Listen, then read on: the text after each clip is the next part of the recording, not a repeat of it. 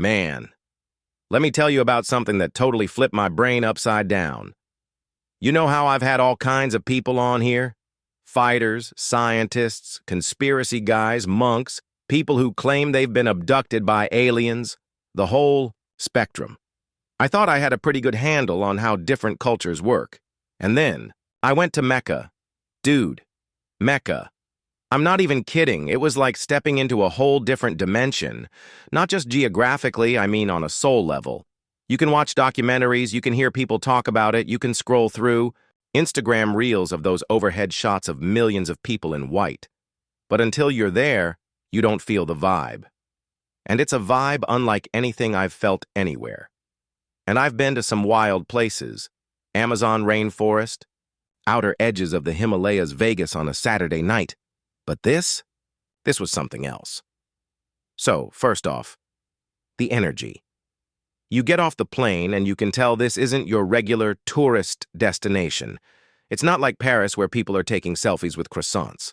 This is heavy, not heavy, like scary, but heavy like, whoa, there's thousands of years of history baked into the air here. It's almost like the air molecules know what's going on, like they're whispering, "Pay attention, man."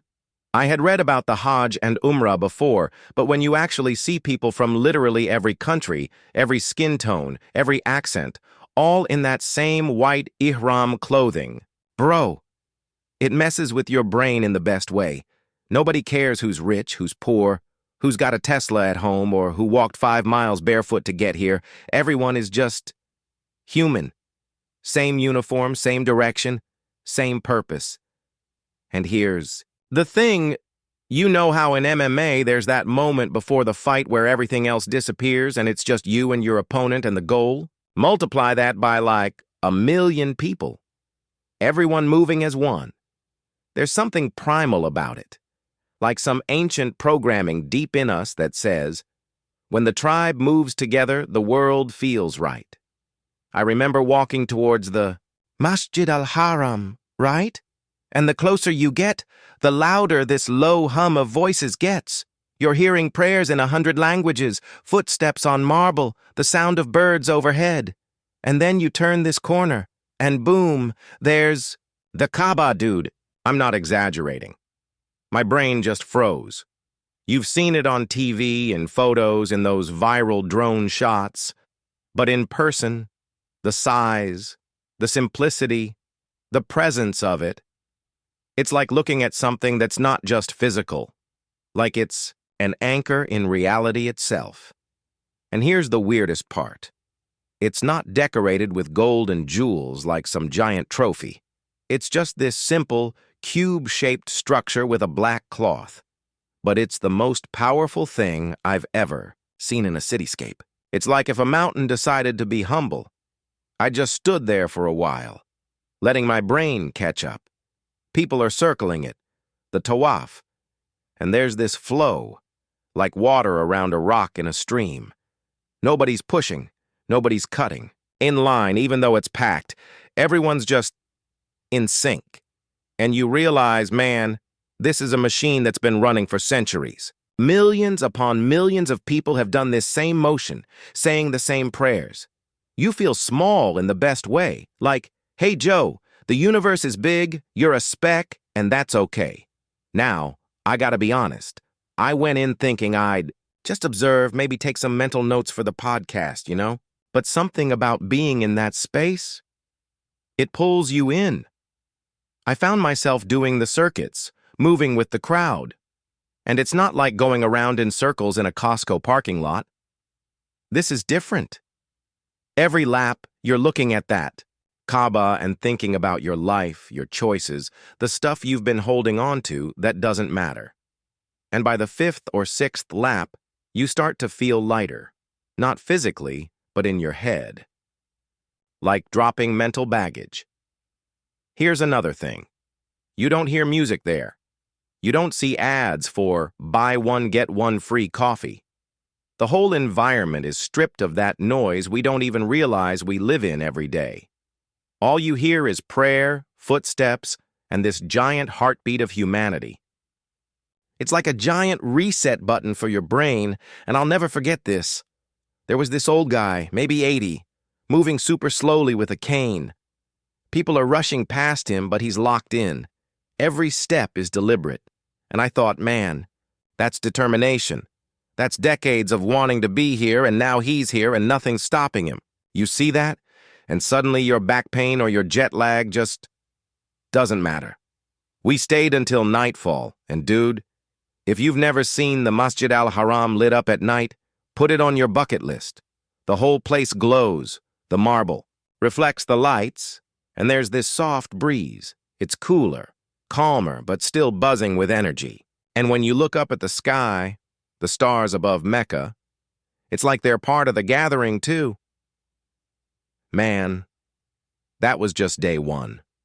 So day two, man, I woke up with this weird combo of sore legs and mental clarity.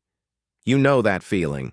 After a crazy jiu-jitsu roll where you're physically smoked, but your brain is like, that was exactly what I needed? That's what Mecca does to you. I grab a light breakfast, dates, some yogurt, mint tea, nothing heavy. And that's another thing. The food here? Dude, it's like the land knows what's good for the human machine. You're not downing 200 calories of pancakes and bacon. It's clean, simple fuel. I swear, I could eat like this forever and my body would be happy. Anyway, we head back to the Haram. Now it's daylight. The sun's bouncing off the marble so bright it's like God's own spotlight. People are already flowing around the Kaaba and it's packed. But again, zero chaos. It's like a living organism. You're part of a cell and you just do your job without thinking too hard about it. I started noticing the little details. You've got folks from Indonesia walking next to people from Senegal. Guys from Turkey chatting with dudes from Texas. No language barrier, no politics, no arguing about sports teams. Everyone's here for the same reason. It's the most unified I've ever seen human beings, and I've been to UFC weigh-ins, where half the arena is chanting one name and the other half is booing. This is the exact opposite. Then I met this guy. I'm not making this up. From Alaska. Big dude, beard, hands like bear paws. He tells me he converted to Islam 10 years ago after working on fishing boats and reading about the Prophet Muhammad in some book he picked up at a thrift store. And now he's here, sweating in 100-degree heat, smiling like a kid on Christmas. We talked about moose hunting for like 15 minutes in the middle of Mecca. That's the thing. It's still real life. People are still people. You've got sacred moments. And then, 2 minutes later, you're talking about whether halibut tastes better pan-seared or grilled. So we do more Tawaf, and this time I'm really leaning into it. I'm not rushing. Each lap, I'm thinking about different parts of my life. One lap is about gratitude, my family, my friends, my health. Another lap, I'm thinking about regrets, times I messed up, things I wish I could tell my younger self. Another lap, I'm just empty. No thoughts, no overanalyzing, just moving. And that's rare for me because my brain is usually running 15 browser tabs at once. And here's the trippy part. When you're in that crowd moving shoulder to shoulder with strangers, you start to feel this weird synchronization, like your heartbeat is syncing up with theirs. Science probably has some explanation for it, group movement, shared breathing patterns, but in the moment, it feels almost mystical. After Tawaf, we head to the area for Sa'i, the walking, between Safa and Marwa. And man, if you don't know the story behind that, Google it. It's about Hagar searching for water for her son. She runs between these two hills 7 times, and they've preserved that route. Now it's enclosed and air-conditioned, but you still feel that history under your feet. People are walking, some are jogging in the marked green lit section, because that's where she ran. And you're like, wow, this isn't just exercise. This is literally retracing a mother's desperate search to keep her kid alive. As a dad, that hits you right in the chest. I kept picturing my daughters. I can't imagine that level of drive, that level of willpower. And she did it without knowing how the story would end. Spoiler, It ends with the Zamzam well, which is still flowing today. Speaking of Zamzam, oh man, you drink it and it's not like this is the best tasting water ever, although it is super clean and smooth. It's more like this water has a resume. It's been in this exact spot for thousands of years. Generations of people have come here, prayed, cried, drank from it, and gone home changed. You feel like you're part of a club that's been open since forever. Later that afternoon, I'm just sitting in the courtyard sipping more Zamzam, and I start people watching. And here's something you notice. There's no VIP section. You could be a billionaire or a broke college kid, and you're shoulder to shoulder. No one's asking for autographs. No one cares how many followers you've got on Instagram. The Kaaba doesn't care about your status. And man, in a world that's obsessed with likes and blue check marks, that's refreshing. We stayed through the Asr prayer, and that's when it hit me. The sound. When the Adhan, call to prayer, starts, it's like the whole city exhales at the same time. That voice echoes off the marble, and suddenly everyone just stops. Shops close. People freeze mid-step. Imagine Times Square on New Year's Eve. But instead of everyone screaming, they all just bow their heads in unison. It's goosebumps every time. That night, I tried to sleep early, but I couldn't. My brain was replaying every moment, so at like 2 a.m., I just said, screw it, and went back to the mosque. And bro, the 2 a.m. crowd is a different beast. It's quieter, but there are still thousands of people. Some are praying, some are just sitting there with their heads bowed. Some are reading the Quran under soft lights. It's peaceful in a way that's hard to put into words. I found a corner and just sat. No phone, no distractions. Just me, the sound of soft footsteps, and the occasional cough from an old man a few rows over. And for a guy who's used to constant stimulation, podcasts, UFC, elk hunting, comedy clubs, that stillness is addictive. It's like your brain finally gets to hear itself think. And before I knew it, the sky was lightening, and the Fajr Adhan started. That sunrise over Mecca? Man, that's one of those images you keep in your head forever. The sky goes from black to deep blue to gold, and the whole place just glows. And you're standing there thinking, I'm on the same marble that millions of people before me have stood on, and millions after me will stand on too. Ha ha ha ha ha ha ha. You know, people ask me all the time, Joe, what's the craziest place you've been? And I've got some wild answers. Elk hunting in Utah, isolation tanks in sensory deprivation. But Mecca is in its own category. It's not about adrenaline. It's about alignment. Like your compass finally points north again. And that was just my second day, man. So by day 3, I'm already in this rhythm. Wake up, light breakfast, walk to the Haram, get lost in the crowd, feel your brain hit that meditative gear, rinse, repeat. But the crazy thing is, it never feels repetitive. You can walk the same marble path 100 times, and each time it's like the place is showing you a new side of itself. This day, I decided to slow everything way down. I wasn't going to rush from one ritual to the next. I just wanted to exist there. You ever do that? Like when you're camping, and instead of hiking or fishing, you just sit by the fire and watch the smoke? That's how I treated this day. Except the fire was the Kaaba, and the smoke was this steady stream of people orbiting it. I found a spot on the 2nd floor where you can look down on the whole courtyard. And dude, that bird's eye view? It's hypnotic. The crowd moves like a galaxy around a black hole, slow, steady, unstoppable.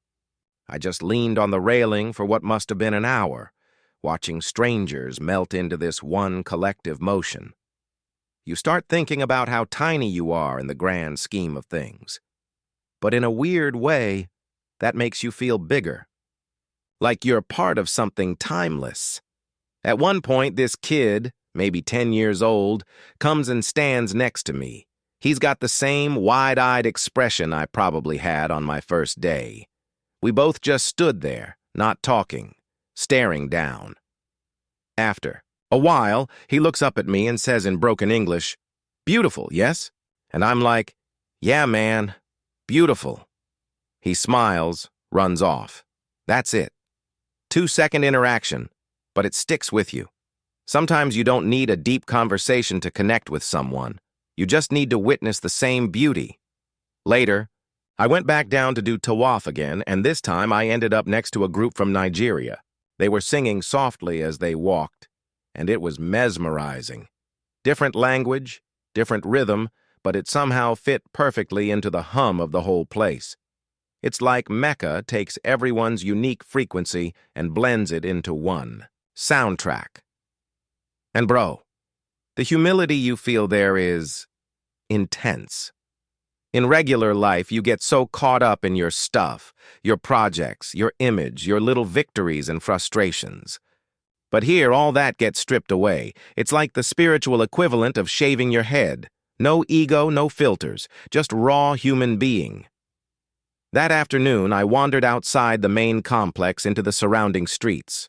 That's when you see the contrast.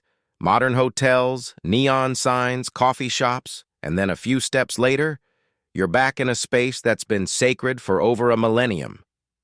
I grabbed some shawarma from a little corner spot. Nothing fancy, just fresh bread, juicy meat, a little tahini, and it hit me. The simplicity of the food matches the simplicity of the experience. No fluff, no overcomplication, just the essentials. Nightfall came, and I decided to do one last long stretch in the Haram before leaving the next day. The crowd was huge, but somehow even more peaceful than usual. Maybe because I knew it was my last full night, every moment felt sharper. I noticed the way the moonlight hit the Kaaba, the way the marble stayed cool under my feet, the little waves of cool air drifting through.